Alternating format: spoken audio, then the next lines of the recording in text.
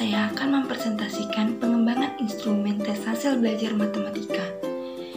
Sebelum itu, izinkan saya memperkenalkan diri. Saya Putriani dengan NIM 18038420251, Prodi Pendidikan Matematika, Fakultas Keguruan dan Ilmu Pendidikan, Universitas Maritim Raja Ali Haji.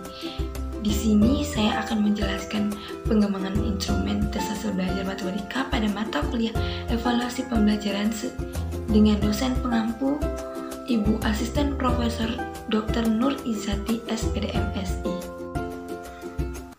Nah, baiklah, kita langsung saja masuk yang pertama, yaitu tahapan pengembangan. Nah, tahapan pengembangan yang saya gunakan kali ini yaitu ada 10 tahapan. Yang pertama, saya merumuskan tujuan melakukan evaluasi. Terus yang kedua, saya menetapkan atau mencari bahan materi yang akan dikembangkan. Kemudian yang ketiga, menentukan materi yang akan menjadi acuan dalam pembuatan instrumen. Kemudian yang keempat, menentukan KD yang akan digunakan dalam pengembangan instrumen tes ini. Kemudian yang kelima, mencari format kisi-kisi dalam mengembangkan instrumen tes. Kemudian yang keenam, menentukan indikator soal dan mulai merancang kisi-kisi berdasarkan format yang telah didapat sebelumnya.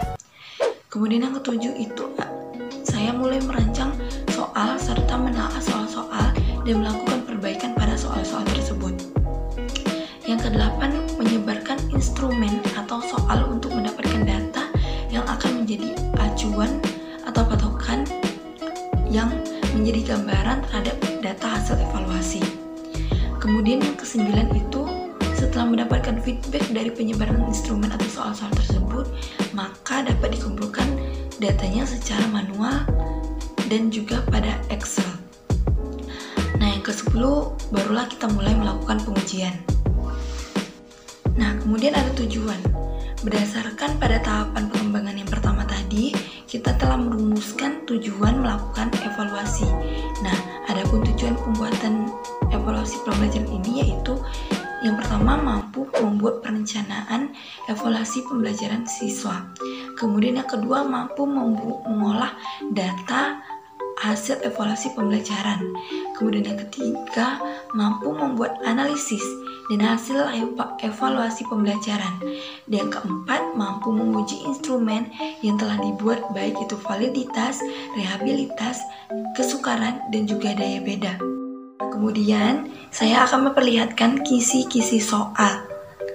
Nah, di sini pada kisi-kisi soal kita terdapat identitas yaitu yang memuat satuan pendidikan, mata pelajaran, kelas atau semester yang kita gunakan di sini kelas 7 atau semester ganjil, alokasi waktu 120 menit, terus ada jumlah soal yang kita gunakan 25 soal, bentuk soalnya 20 pilihan ganda dan 5 soal uraian, dan nama penyusunnya yaitu saya sendiri, Putriani.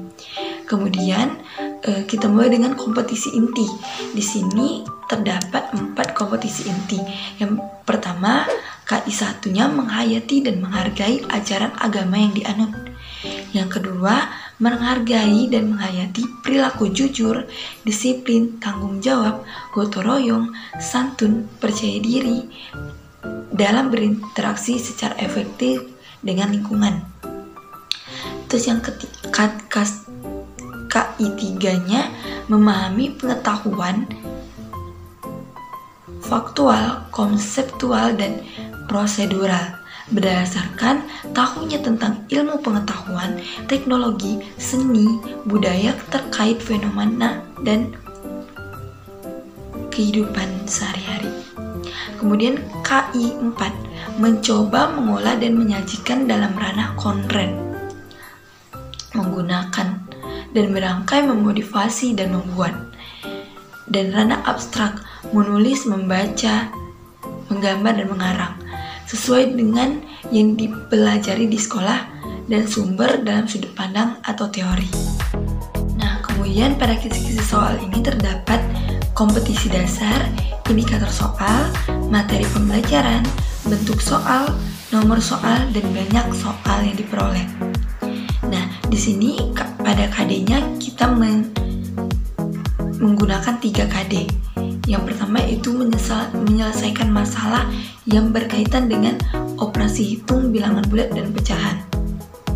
Nah, pada KD ini kita mengambil indikator yaitu menyelesaikan permasalahan yang berkaitan dengan bilangan operasi, hitung, bilangan bulat, positif, dan negatif. Nah, dalam materi pembelajaran bilangan. Kemudian menyelesaikan permasalahan berkaitan dengan operasi hitung, bilangan pecahan. Di sini juga materi pembelajarannya bilangan. Nah, pada indikator yang pertama tadi, bentuk soal pilih ganda, nomor soalnya nomor 1, 2, 3, dan 6, dan diperoleh banyak soal 4 soal. Kemudian indikator yang kedua yaitu bilangan pilihan ganda, nomor soalnya 4 dan 5, banyak soalnya terdapatlah 2. Pada KD kedua yaitu menyelesaikan masalah kontekstual yang berkaitan dengan himpunan bagian, himpunan semesta, himpunan kosong, dan komplemen himpunan. Dengan indikator soal menyelesaikan masalah kontekstual yang berkaitan dengan operasi himpunan, materi pembelajaran himpunan. Nah, bentuk soalnya yaitu pilihan ganda, nomor soal yang berkaitan dengan indikator soal dan kompetensi dasar tersebut yaitu 7, 8, 9, 10, 11, dan 12. Nah, banyak soalnya diperolehlah 7 soal.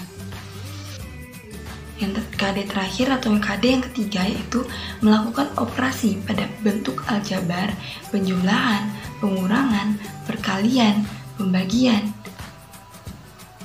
Dengan indikator soal menyelesaikan operasi penjumlahan bentuk aljabar. Nah, pada materi kali ini yaitu materi pembelajaran bentuk aljabar dengan soal pilihan ganda, nomor soal 1, dan jumlah soalnya juga 1. Dan indikator keduanya dari KD ini yaitu menyelesaikan operasi perkalian bentuk aljabar dengan materi bentuk aljabar, soal pilihan ganda, nomor 2, dan banyak soal 1. Yang ketiga yaitu menentukan variabel koefisien suku koefisien pada operasi bentuk aljabar. Pilihan ganda, nomor soal 3, 4, dan 5, kemudian banyak soal 3. Kemudian menyelesaikan permasalahan operasi hitung pengurangan bentuk aljabar. Pilihan ganda, nomor 6, dan banyak soalnya 1. Kemudian yang terakhir, indikator soal yang terakhir pada KD ketiga ini yaitu menyelesaikan permasalahan dalam penyederhanaan bentuk aljabar. Dengan materi bentuk aljabar, pilihan ganda, soal nomor 7, dan banyak soal 1. Dapat kunci jawaban. Nah, ini adalah kunci jawaban pilihan ganda. Kemudian ini adalah kunci jawaban soal uraian. Dan ada data uji instrumen pilihan ganda. Caranya kita masukkan aja bentuk-bentuk benar salah soal yang terdapat pada penyebaran soal sebelumnya. Kemudian diperolehlah skor-skornya. Kemudian kita uji validitasnya. Setelah kita masukkan data-datanya, kita uji validitasnya. Maka di sini saya dapatkan jumlah benarnya pada soal nomor 1 itu 21, nomor 2 23, nomor 3 23, nomor 4 25, nomor 6 19, nomor 27 22, nomor 8 20, dan seterusnya. Nah, di uji validitas ini saya mendapat RxY hitungnya yaitu pada soal pertama 0,563621, soal kedua 0,05919, soal ketiga 0,21141, yang keempat 0,09177, dan berikutnya. Teman-teman bisa lihat sendiri di sini. Kemudian saya dapatkan R tabelnya yaitu 0,380863. Maka didapatlah simpulan dari uji validasi ini. Soal yang pertama itu valid, yang kedua, ketiga, keempat, 5, 6, 7, 8 sampai soal ke-9 itu enggak valid. Terus soal ke-11 itu valid lagi. Terus 12 hingga 16 tidak valid, 17 valid, dan kemudian 18, 19, 20 tidak valid. Nah, dalam kategori soal pertama itu valid sedang, kemudian 2 itu tidak valid sangat rendah, kemudian soal 3 itu tidak valid rendah aja, terus yang keempat itu tidak valid sangat rendah, yang kelima sangat rendah juga, terus yang keenam itu rendah, yang ketujuh itu tidak valid dengan kategori sangat rendah, yang ke-8 juga sama, 9 juga sama, dan 10 itu tidak valid dengan kategori rendah. Kemudian 11 yang valid tadi itu dengan dalam kategori sedang, kemudian 12 tidak valid dalam kategori sangat rendah, 13 tidak valid dalam kategori rendah, kemudian 15 dalam kategori sangat rendah, kemudian 16 itu tidak valid dalam kategori sangat rendah, kemudian 17 valid dalam kategori sedang, 18, 19, dan 20 juga tidak valid dalam kategori sangat rendah. Nah, didapatlah jumlah valid pada soal ini yaitu hanya 3, dan soal yang tidak valid itu 17 soal. Maka soal pilihan ganda ini harus diperbaiki lagi. Kemudian kita masuki uji yang kedua, yaitu uji rehabilitas. Nah, dalam uji rehabilitas ini saya memakai metode KR21. Nah, yang terdapat dalam uji rehabilitas ini yaitu min total skor atau rata-rata. Nah, di sini didapatlah pada soal pilihan ganda yaitu 16,44. Terus standar deviasi itu didapat 1,37. Kemudian S kuadrat itu didapat 1,877. Dan koefisien rehabilitas atau R11 itu didapat minus 0,587. Kemudian R tabelnya kita dapat 0,380869. Kemudian didapatlah kesimpulan bahwa soal pilihan ganda ini tidak reliable. Kemudian ada tingkat kesukaran dan daya beda. Nah, di sini terdapat tingkat kesukaran, kriteria, PA dan PB. Nah, contohnya pada soal nomor 1 itu terdapat tingkat kesukaran 0,778. Kemudian kriterianya tingkat mudah, terus PA-nya 0,667 dan PB-nya 1. Sama halnya dengan soal-soal berikutnya 2, 3, 4, 5 dan 20. Nah, di sini dengan tingkat kesukaran yang berbeda-beda, berbeda pula dengan kriterianya. Kriteria yang terdapat pada soal pilihan ganda ini memuat tingkat mudah dan sedang. Kemudian dengan PA dan PB yang berbeda-beda. Kemudian ada yang namanya daya beda. Nah, pada contoh soal nomor 1 itu daya bedanya minus 0,33 dengan kriterianya drop. Nah, di sini dengan daya beda yang berbeda-beda didapatlah kriteria pada soal pilihan ganda ini yaitu drop. Kemudian data uji yang kedua yaitu data uji soal uraian. Nah, data-datanya atau nama siswanya itu sama dengan soal pilihan ganda tadi, terdapat 27 orang dengan nama-nama yang sama. Namun ini merupakan soal uraian yang terdapat 5 butir soal. Kemudian di sini juga kita masukkan data-data benar salah yang telah dikerjakan oleh teman-teman kita dengan skor teman-teman kita yang telah didapat di sini. Bisa kalian lihat di tabel yang telah saya sediakan. Kemudian langsung saja kita masuki pada uji validitas dan rehabilitasnya.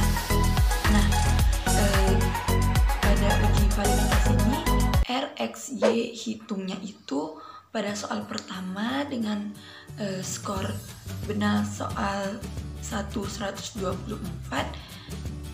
didapatlah RXY hitungnya 0,18533. Kemudian pada soal kedua 0,50851. Pada soal ketiga 0,74426. Pada soal keempat 0,25788 dan soal kelima 0,72355. Nah, maka didapat R tabelnya yaitu 0,38086. Kemudian bisa disimpulkan bahwa kelima soal ini tidak valid. Nah, pada tingkat soal pertama tidak valid dalam kategori sangat rendah. Kemudian soal kedua itu sedang, soal ketiga itu tinggi, soal keempat itu sangat rendah, soal kelima itu tinggi. Jumlah valid yang terdapat pada soal uraian ini 0. Tidak terdapat sama sekali soal valid. Maka soal uraian ini harus ditinjau kembali dan diperbaiki. Nah, jumlah tidak validnya itu 5. Karena jumlah validnya tadi 0, berarti jumlah tidak validnya kita dapatkan 5. Dan uji rehabilitasnya di sini saya mendapatkan varian itemnya pada soal pertama itu 1,25071, terus soal kedua 1,71795, soal ketiga 3,30199, soal keempat 1,25641, soal kelima 4,85755. Terus dalam jumlah total varian itemnya yaitu 12,3846. Kemudian varian totalnya 16,892. Nah, didapatlah di sini R tabelnya 0,38086. Dan koefisien reliabilitasnya R sebelahnya tidak terdeteksi dengan kesimpulan yang juga tidak terdeteksi. Nah, kemudian kita masukin uji kesukaran dan daya beda. Pada tingkat kesukaran itu terdapat kriteria SA dan SB. Nah, pada tingkat kesukaran pertama yaitu 0,184 dengan kriteria TSKR dan SA-nya 4,429, SB-nya 4,571. Dan tingkat kesukaran soal kedua yaitu 0,184 dengan kriteria TSKR dengan SA 4,143 dan SB 3,857. Begitu juga dengan tingkat kesukaran soal ketiga 0,163 dengan kriteria TSKR juga. Nah, dengan SA 4,286, SB 3,81. Tingkat kesukaran soal keempat 0,182 dengan kriteria yang sama, SA 4,714 dan SB 4,429. Tingkat kesukaran soal kelima yaitu 0,145 dengan kriteria yang sama, SA-nya 3,571 dengan SB 3,714. Kemudian daya beda. Daya beda pada soal pertama yaitu minus 0,00568 dengan kriteria drop. Dengan soal daya beda kedua yaitu 0,01144 dengan kriteria drop. Dan daya beda soal ketiga 0,01904 dengan daya beda soal keempat 0,0114. Daya beda soal kelima min 0,00572 dengan kriteria yang sama yaitu drop. Nah, dapat disimpulkan bahwa uji kesukaran dan daya beda di sini memiliki kriteria. Nah, dapat disimpulkan bahwa soal uraian yang telah dibuat ini harus diperbaiki dan ditinjau kembali karena memiliki kriteria yang belum memadai dan tingkat kesukaran yang masih belum standar. Nah, dari presentasi yang telah dipaparkan tadi, dapatlah kesimpulan dilakukannya uji validasi itu untuk mengetahui sejauh mana ketepatan dan kecermatan suatu instrumen pengukuran dalam melakukan uji ukurnya, agar data yang diperoleh bisa relevan atau sesuai dengan tujuan yang diadakan pengukuran tersebut. Kemudian, rehabilitas bermanfaat untuk mengetahui atau menunjukkan keajekan suatu tes dalam mengukur gejala yang sama pada waktu atau kesempatan yang berbeda. Terus ada daya beda. Nah, daya beda di sini mampu mengumpulkan kemampuan butir soal dalam membedakan antara siswa yang telah menguasai materi dengan siswa yang belum menguasai materi. Kemudian ada tingkat kesukaran. Nah, tingkat kesukaran di sini berfungsi untuk membedakan mutu setiap butir soal melalui data empiriknya untuk mengetahui seberapa jauh butir soal dapat mendeteksi kemampuan siswa yang telah memahami materi yang telah diajarkan guru. Dan tingkat kesukaran juga untuk mempermudah guru dalam mengukur keseimbangan soal yang akan diuji kepada siswanya. Nah, kemudian manfaat dilaksanakannya evaluasi pembelajaran yaitu mampu membuat keputusan yang berkenaan dengan pelaksanaan dan hasil pembelajaran. Kemudian memperoleh pemahaman, pelaksanaan dan hasil pembelajaran yang telah dilaksanakan oleh guru. Kemudian meningkatkan kualitas proses dan hasil pembelajaran dalam rangka upaya meningkatkan kualitas. Nah, yang keempat yaitu memahami langkah pengevaluasian pembelajaran. Kemudian yang terakhir, mampu mengetahui cara menguji instrumen dan soal yang telah dibuat. Nah, sekian presentasi dari saya mengenai pengembangan instrumen tes hasil belajar matematika. Saya harap video ini bisa bermanfaat bagi teman-teman. Nah, sekian dan terima kasih.